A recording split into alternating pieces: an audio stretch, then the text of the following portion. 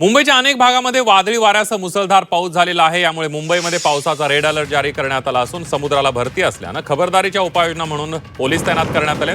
दरम्यान दादर चौपाटीवरून आढावा घेतला आमचे प्रतिनिधी गोविंद तुपे यांनी। दादर इथल्या चौपाटीवर मी उभा आहे। आपण माझ्या उजव्या साईडला जर बघत असाल तर एक पोलिसांची व्हॅन पाहायला मिळते आहे।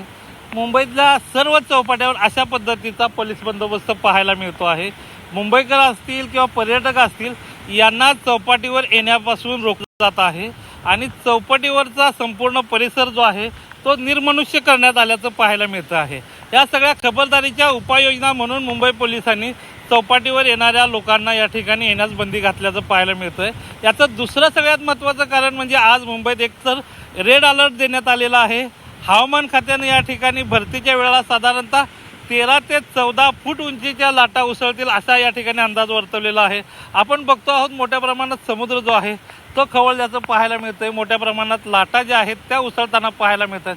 त्यामुळे कुठल्याही पद्धतीची जीवितहानी होऊ नये म्हणून खबरदारीच्या उपाययोजना म्हणून मुंबई पोलिसांनी ज्या आहेत त्या या ठिकाणी चौपाटीवर येणाऱ्या लोकांना जे आहे ते मज्जाव केल्याचं पाहायला मिळतंय आणि मुंबईतली पावसाची जी संततधार आहे ती अजूनही सुरू असल्याचं पाहायला मिळतंय। आणि गोविंद तुपे, झी 24 तास, मुंबई।